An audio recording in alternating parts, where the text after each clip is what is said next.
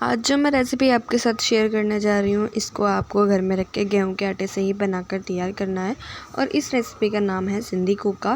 ये खाने में बहुत ही ज़्यादा टेस्टी होने वाली है। तो चलिए शुरू करते हैं।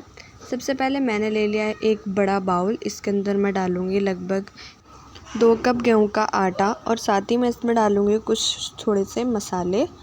सबसे पहले मैंने डाल दिया इसके अंदर लाल मिर्च पाउडर और थोड़ी सी जो अजवाइन होती है उसको हमका हल्का सा क्रश करके हाथ से डाल देना है। फिर इसमें डालूँगी मैं थोड़ा सा नमक। 2 चम्मच ही इसके अंदर ऐड कर रही हूँ मैं बेसन। बेसन डालने से जो हम सिंधी कोका बनाएंगे वो थोड़ा क्रिस्पी हो जाएगा। अगर आप चाहें तो बेसन को स्किप भी कर सकते हैं। फिर मैं इसके अंदर ऐड कर रही हूँ थोड़ी सी कसूरी मेथी। क्रश करके हमें इसके अंदर डाल देनी है। ये तो वैसे भी रखी हुई थोड़ी सूख जाती है, ड्राई हो जाती है तो ईज़िली क्रश भी हो जाती है। तो इस तरह से इसको करके डाल देना है। फिर इसके अंदर हमें ऐड करना है देसी घी। मैं यहाँ पे डाल रही हूँ लगभग 2 चम्मच देसी घी मैंने डाल दिया है। 1 चम्मच साबुत जीरा इसके अंदर डाल देना है। फिर हमें क्या करना है कि हमें अपने हाथों से ही इसको कुछ इस तरह से मिक्स करना है। मतलब अब हमें इसका एक डो बनाकर तैयार करना है। उससे पहले हमें देखना है कि जैसे ही हम थोड़ा सा आटा अपने हाथ में उठाते हैं और मुट्ठी बंद करेंगे तो मुट्ठी बन जानी चाहिए आटे में। मतलब मुट्ठी बन जानी चाहिए आटा अच्छे से, तभी हमारा सेट हो पाएगा। तो अगर आपको लगे कि इसके अंदर घी थोड़ा कम है तो आप इसके अंदर 1 चम्मच घी और ऐड कर दें। मैंने भी इसमें 1 चम्मच घी और ऐड कर दिया है, आप देख सकते हैं। फिर अब हम इसके एक मुट्ठी बनाकर देखेंगे तो कुछ इस तरह से इसमें मुट्ठी बन जानी चाहिए।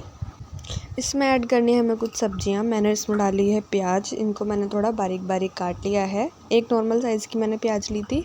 फिर इसके साथ मैं इसमें ऐड करूँगी कुछ फ्रेश हरे धनिया की पत्तियाँ। हरा धनिया ज़रूर आप धोकर डालें, अगर वैसे ही डाल देंगे तो किरकिराहट आ सकती है, मिट्टी होती है क्योंकि धनिया के अंदर। अब एक बार आटे के साथ हम इन दोनों चीज़ों को भी अच्छे से मिक्स कर लेंगे कुछ इस तरह से। तो ये देखिए सभी चीज़ें जो हैं वो अब अच्छे से मिक्स हो चुकी हैं। आटा जो है अब हमें इनकी अच्छे से मुट्ठी बन पा रही है। तो अब इसके अंदर हमें थोड़ा थोड़ा पानी डाल के एक इसका डो तैयार करना है। हम एकदम से बहुत ज़्यादा पानी नहीं डालेंगे, थोड़ा थोड़ा करके ही पानी डालना है। आटा लगाते समय हमें ध्यान ये रखना है कि हमें जो आटा है वो बहुत ज़्यादा कड़क नहीं करना है और ना ही बहुत ज़्यादा सॉफ्ट करना है।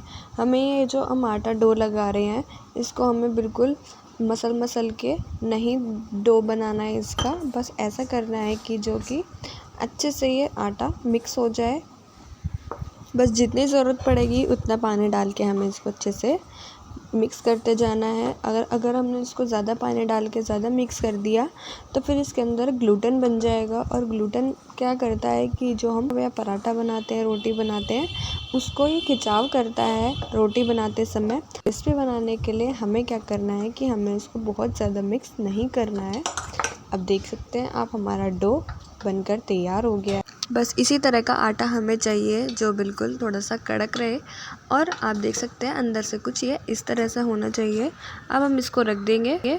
अब हमें क्या करना है कि इसके ऊपर डाल देना है थोड़ा सा ऑयल। ऑयल डालने से क्या होगा कि इसके ऊपर जो स्टिकीनेस होगी वो हट जाएगी। और इसको 10 से 15 सेकंड के लिए एक बार अच्छे से मसल लेंगे कुछ इस तरह से।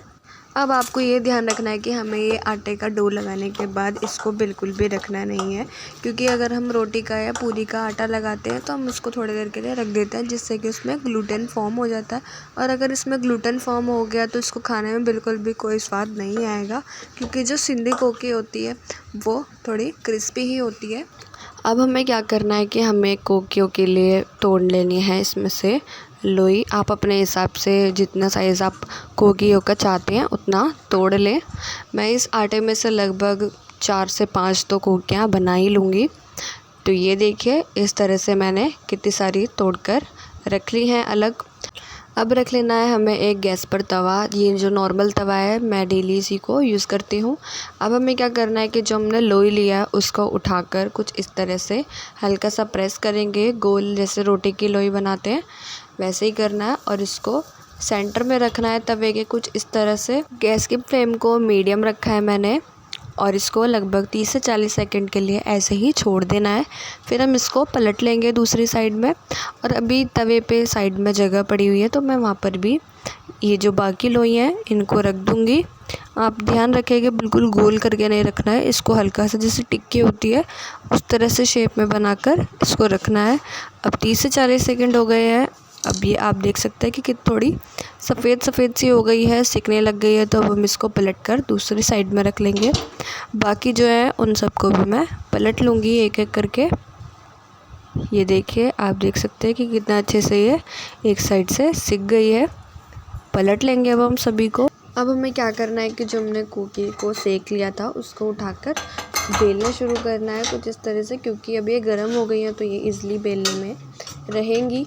आप चाहे तो इसके ऊपर सूखा आटा भी लगा सकते हैं गेहूं का इस तरह से, और फिर इसको आसानी से बेल सकते हैं।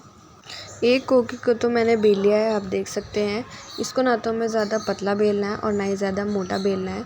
वैसे तो जो कोकी होती है वो थोड़ी मोटी ही होती है नॉर्मली। तो अब ये अच्छे से अंदर तक पक जाए उसके लिए मैं क्या कर रही हूँ कि एक चाकू की मदद से इस पर छोटे छोटे छेद कर लेंगे कुछ इस तरह से। आप चाहे तो अगर आपके पास फॉक है, जो कांटे वाली चम्मच जिसको हम बोलते हैं, आप उससे भी इसके अंदर छेद कर सकते हैं। तो ये आपको मैं थिकनेस दिखा रही हूँ कोकी की। अब हमें ले लेना है वही सेम तवा, इसको मैंने गरम कर लिया है अच्छे से मीडियम फ्लेम पर। फिर इसके ऊपर मैंने डाल दिया है ऑयल। ऑयल डालने के बाद जो हमारे पास कोकी है हम उसको तवे के ऊपर रख देंगे कुछ इस तरह से। 1 मिनट अच्छे से इसको तवे पे छोड़ने के बाद हम इसको पलट लेंगे। आप देख सकते हैं कितना अच्छे से गोल्डन कलर आ गया है हमारे कुकी के ऊपर। अब इसके ऊपर हम डालेंगे थोड़ा सा ऑयल, या फिर आप ये भी डाल सकते हैं। और एक बार इसको अच्छे से हर तरफ से घी को ऑयल को हम अच्छे से लगा लेंगे। फिर इसको हमें पलट लेना है दूसरी साइड में। फिर हम इधर की साइड भी इस पर ऑयल लगाएंगे। इसके अंदर ये जो कोकी होती है इसमें घी का या फिर ऑयल का बहुत ही ज़्यादा इस्तेमाल होता है, लेकिन आप कम घी खाते हैं तो आप अपने हिसाब से कम या ज़्यादा भी लगा सकते हैं। अब दूसरी साइड भी मैंने इस पर अच्छे से ऑयल लगा लिया है। ऑयल लगाने के बाद हम इसको पलट पलट कर अच्छे से सेकते रहेंगे। इसको हमें थोड़ा क्रिस्पी कर लेना है अच्छे से। तो ये लीजिए, एक सिंधी कोकी तो हो गई है हमारे पास बनकर तैयार। कितनी अच्छी लग रही है देखने में और खाने में भी बहुत ही ज़्यादा टेस्टी होने वाली है ये। अब इसी तरह मैं बाकी भी बनाकर तैयार कर लूँगी।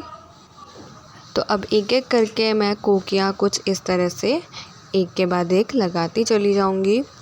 और आपको ये कोकियाँ कैसी लगी मुझे कमेंट करके ज़रूर बताना। ये बहुत ही ज़्यादा बढ़िया बनकर तैयार हुई हैं और ऊपर से तो ये बिल्कुल क्रिस्पी हैं और अंदर की साइड से इनका टेक्सचर बहुत ही सॉफ्ट है, इसीलिए ये इतनी ज़्यादा फेमस होती हैं सिंधी कोकी। अगर आपको मेरी वीडियोस पसंद आती है तो मेरा चैनल ज़रूर सब्सक्राइब करें। मिलेंगे आपसे नेक्स्ट वीडियो में ऐसे ही टेस्टी रेसिपी के साथ। तब तक के लिए गुड बाय।